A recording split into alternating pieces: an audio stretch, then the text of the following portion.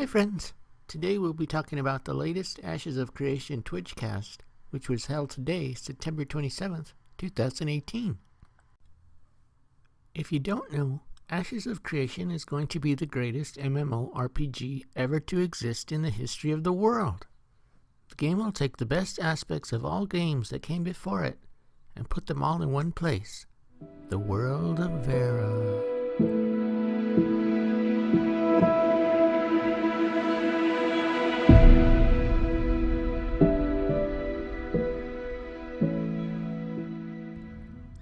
Ashes will feature the best crafting, the best combat, the most interactive story, and of course the best music of any game ever.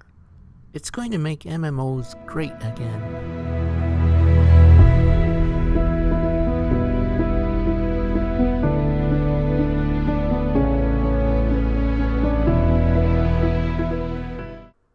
This is Jeffrey Bard. He's the lead game designer. He's like the boss of all the game developers and a really cool guy. This is Steven Sharif. He's the big boss and the money. This is his game. He made millions online selling smoothies when he was 18, and now he's using his vast fortune to create the greatest video game ever. What? I know, right? That's internet legend stuff right there. Let's join the Twitchcast and see what awesome new info they have for us today. Locking it down too hard. Yes, agreed. Okay. Question. So from Autumn Leaf, this has been on my mind for some time, but are we going to get waist-length hair in character creation? Also, how much will spells be able to interact with the environment? Finally, will we have any regions that have a more permanent weather, like, for example, a winter region that stays cold almost all the time with little impact from seasons? That's a lot of questions. So those are 3 questions. Waist length hair is a little bit tough. Yeah, animation. Especially once we have physics with hair, it gets difficult. There's a reason why you don't see it too often, and that's the reason. Obviously, we're always trying to push boundaries, so I can't say that we're not going to do it. But we can say that it is not a super easy problem to solve, especially when it comes to, hair clipping through horses and hair clipping through your cloak and hair clipping through all sorts of weird stuff. So it's not a hard no. It's something we'll probably certainly explore, but I don't know that we could promise it. Yes. What was the other question? There was a question about permanent seasons. I forgot what I was going to say. Oh, permanent seasons. There will be regions of the map, obviously, that are more inclined towards a less temperate climate, let's say. And we have north and south. Yeah, exactly. We have, tropical regions. Yes. So yes, you will see seasons be local to wherever you're at. Yes. Okay. Next question.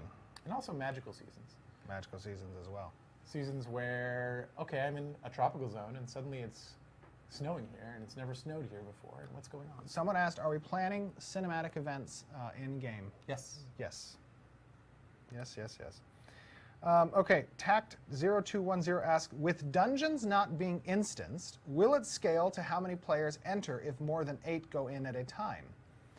Will there be positional... Okay, so that's first question. First question is, the dungeons will not scale based on player count inside. These are open world dungeons, so they'll be populated to facilitate multiple groups that are present within the dungeon, and these are the non-instance dungeons. There will still be instance dungeons. Some instance dungeons will be present, and those will be created for, whether it's a solo quest line or a group quest line. These are open and contested. Correct, yes. So half the problem won't just be solving the dungeon, it'll be solving other players too. Right, that is absolutely correct. Will there be positional scaling for doing damage, i.e. a bow doing more damage if you're closer because of losing less kinetic energy, or hitting a monster from behind doing damage and having less chance and being parried or resisted? Those are all things we're playing with. Yeah. The drop off on damage based on distance is probably not going to be something we do. But, okay. Okay. We're reading notes. Cool. I didn't understand the last one. But it's Yes, okay. that is fine. Okay, so next question. I know you said that you don't have plans to make flying a permanent feature, but do you have plans or thoughts on a legendary item that summons a flying mount that you can only use for a certain amount of time. So we do have flying mounts that are granted to castle owners, mayors of metropolises, and are legendary drops from legendary world bosses that are timed. Those eggs. So those are a thing. Yeah, there's a reason why we're trying to stay away from flying, just because it trivializes so much of the content. And again, this is a sort of, there's an economic underpinning to kind of everything we're doing with this game and sort of the drivers of gameplay. Flying, unless the game is designed around flying and kind of has space up there, it ends up taking away from what's happening on the ground. We have all these artists spending all this time trying to create a beautiful world, and once you introduce the idea of flying and that players all have flying mounts, all of a sudden you lose out on all of that. It's one of the reasons why in some games that we will not name, where they've opened Pandora's box and they keep trying to put Pandora back into the box, and it doesn't work. Poor Pandora doesn't want to go back there. We think we can have a very fun game without that being a focus, and so that's where we're going with that, and that's why we've made that decision. Okay, let's see. We have another question from Mad Goat. What are the current plans for leveling characters? Will it be some questing, some grinding and questing, or something new? How are you planning to make leveling something new and interesting, and not just a rush to max level where the game really starts? Oh, I hate that. Yep. So yeah, the idea is that the journey should matter, and the journey should matter for everyone, not just an individual, right? So part of the way that we do it is through nodes. Nodes take a lot of work to level up, and to a certain extent, some things are going to be gated behind that. Also, we are kind of event-driven and sort of task-driven in terms of what you want to be doing. We want to make sure that people who are, focused on crafting, for instance, aren't losing out because they're not out in the world grinding, right? And we want people who really enjoy grinding to be able to do that too, but we don't want that to be the most efficient way to level up. So we're kind of spreading our experience around and making sure that we're rewarding people constantly for the things that they would be doing anyways, not because there is one specific best path forward, because everybody's going to be waiting for these nodes to level up, because there's all of these things to do in the world outside of that to progress. We're not just making that adventurer level the thing to focus on. So that's kind of how we're going with that. Mm-hmm. Okay. T-Elf asks, will people who defeat you be able to loot your mule? Your mule? Yeah. So if you're yes. Yes. If they kill you, they can loot a portion of the resources on your mule. Yeah, and that includes, like, even if you're just running across the world on yourself without a mule, right? The resources that you have on your character, do you have a chance to drop? So. Correct. A portion, yes, will drop. Vunak. Question number 1. Do you guys have an idea of where you are going to be locating the servers? Since that is definitely a very important thing for action combat games and tight hitboxes where headshots are a thing and being ping dependent. We'll have a multitude of servers located throughout the various regions of the world. And those servers will be good connection points and will be driven by, there's 2 types of servers, I'm sorry. For the Alpha 1 arena, those will be driven by the party leader. Right.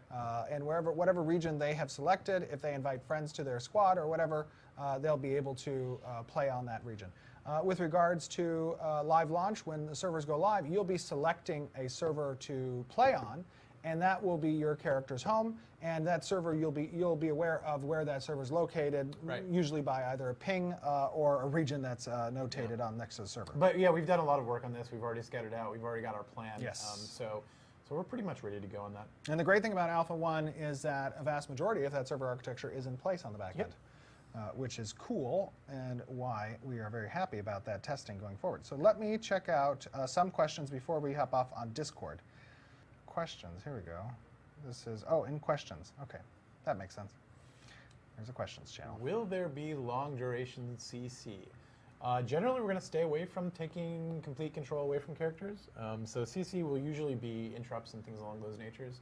I don't think, outside of like something like a snare or something that doesn't fully lock down your character, that stuff will generally be fairly short in duration and will likely have some kind of diminishing returns. Like a mob, will we be able to have multiple summons at once, or will there be only one summon limited at a time? There will be some classes with the summon combination that allow you to have multiple summons. Beyond asks, will parkour movement be a thing in the game as climbing on walls and trees? That's a good question. So long time ago, in the live stream that's probably buried. I was very excited about this idea. But there are problems with making everything climbable. It can create a lot of weird situations, especially in a multiplayer game. And I'm not just talking about like tickers falling from trees, but like, people being able to get to places that you never intended them to go. So I don't know yet. We're still kind of exploring like what we can do with that and how cool we can make it. Our animators are doing a really fantastic job, though. They're giving us more and more tools that we can implement more and more cool things. So there'll probably be an element of parkour to it. Nice. But exactly how much, I don't know yet. Okay, next question is, Vossler asks, this game will have activities AFK and will depend on them like BDO. I'm assuming he means like AFK leveling up something by hitting on whatever, or running your horse in a circle in Arcade. Oh, no. Yeah. No. Again, like, we want this game to be played. Yes. If there are things that you can do to not play the game and still progress, we've done something wrong. So, Benji asks, do the city leaders design the city layout? To a degree, yes. To a degree. Yes, there are going to be certain layout parameters that are dictated by the mayor, Right. in which what buildings go there. Some parts are determined by the area it's in, some parts are determined by the type it is, some parts are determined by the race it is, and then the rest of it is determined by the mayor. El Karim asks, while action combat is fun and can be entertaining, have you guys looked at more strategic combat styles so it is not all Twitch-based action? Yes, that is the tab side. Yeah, when we talk about the tab side, we have a strategic and tactical version of the game, basically. There is the strategic is the tab targeter, and the tactical is the action combat. We kind of feel like both of them can work really well together. And so for people who like a slower pace and who want to really be thoughtful about what they're doing, that's probably where you want to spec your points. Okay, question from Sindil. When might we see some ship assets in game? Oops, I think I lost that question. Where'd it go? It was right at the bottom. Was it at the bottom? Oh, there it is. Ship assets in game, even if they are just, oh my gosh, static environments that we can fight in. So ship assets will probably be released around the time that Alpha 2, or leading into Alpha 2. We'll probably see preliminary Yes. pieces of that. I don't know that too much of ship combat's going to make it in by Phase 2, but Not by Phase 2, Alpha 2. Okay. Yeah, no, Thank Phase God. 2. You cleared the hell out of it. Not Phase 2. I just Come wasn't on. listening well. Alpha 2. Okay, this one. We could do 2 more questions. So why don't you pick one and I'll pick one. I'm going to pick one from the Twitch. chat on Twitch. Okay. The Vec are astrologers. Does this make them better at naval navigation or maritime effects? Or race design for coastal sailing? The Vec, very likely, so we've talked about how races will contribute to the abilities that a character has. Navigation on the open seas might be something along those lines. Yes, very good. Okay, I will choose the last one from Discord. From Dice. What are some examples of guild abilities that you could get instead of increasing player cap? So talk a little bit about the guild systems and how they level and what types of abilities can become available. So first of all, most of those abilities are going to be passive abilities that increase certain stats and or values of your character's ability to perform in likely combat. Right. So what happens is, as you're leveling up the guild and you're getting these points to either allocate towards expanding the guild's member count or allocate towards adding certain passive abilities that your guild members can gain by being guild members. You're also going to see, as you're leveling up the guild through different type of quest-based, participation-based, node-based, organization-based systems and ways that those quests hook into the world. You're also going to see perhaps some augment abilities at the upper tiers of the guild levels become unlocked for certain members that have a classification of officer or knight. Will have access to those different types of augment abilities that might get unlocked should you go down the non-expansive member layers, right?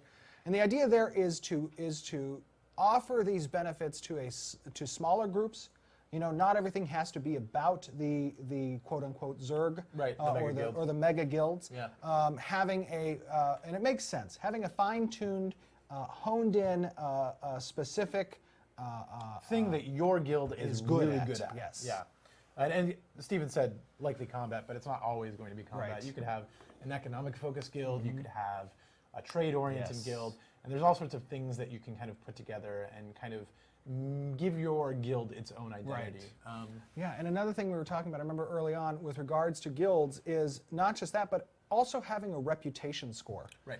And being able to allocate points to increase that reputation, perhaps with a specific node that you may have your guild hall Right. in. And that reputation will interact with the way that NPCs interact with you. It might interact with the way that quests are given in that particular node. Organizations. Or merchant services that are present. Or religious areas. Right, absolutely.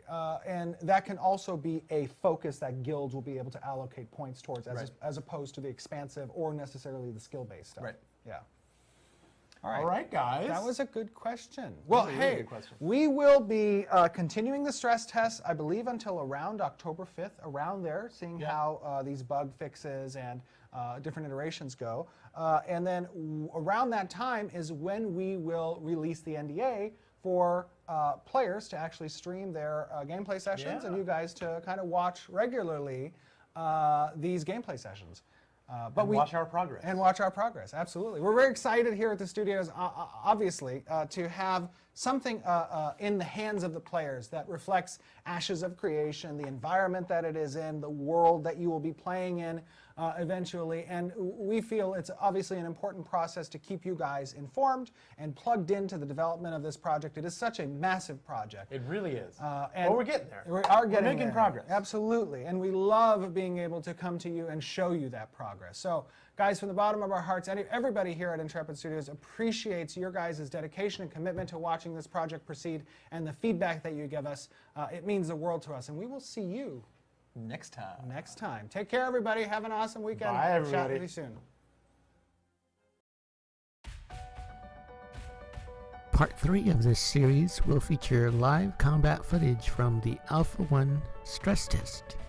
The NDA should wear off on October the 4th, so I'll be able to show it to you. Make sure you ring the bell so you don't miss it. Thanks for watching.